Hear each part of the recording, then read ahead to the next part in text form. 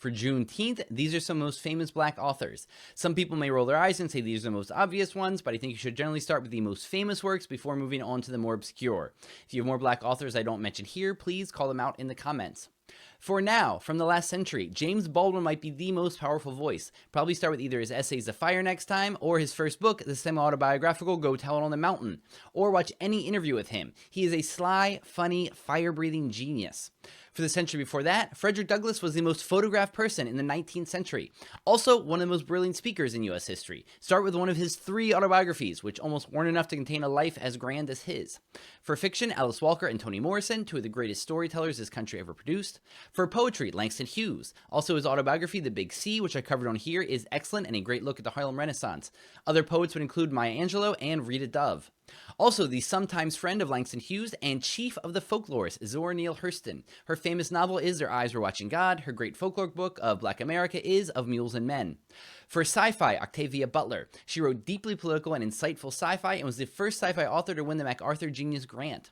For politics, C.L.R. James. From Trinidad, he was a Marxist, and I first found him because they wrote a biting take on Moby Dick, looking at its underlying class struggle.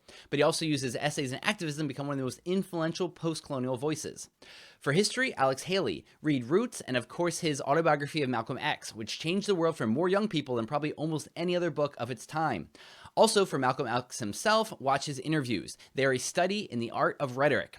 For children's books, get the works of Ezra Jack Keats. His Snowy Day of 1962 was the first children's book to feature a black kid without any negative stereotypes, just a kid playing in the snow. It's a treasure that we read around here often.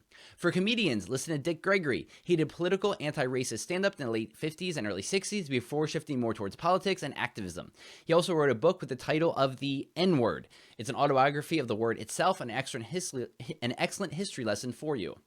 For a modern thinker, Audre Lorde was a philosophical civil rights activist, a feminist, and a socialist. Very powerful writing and spoken word artist as well. Probably start with her essays in Sister Outsider.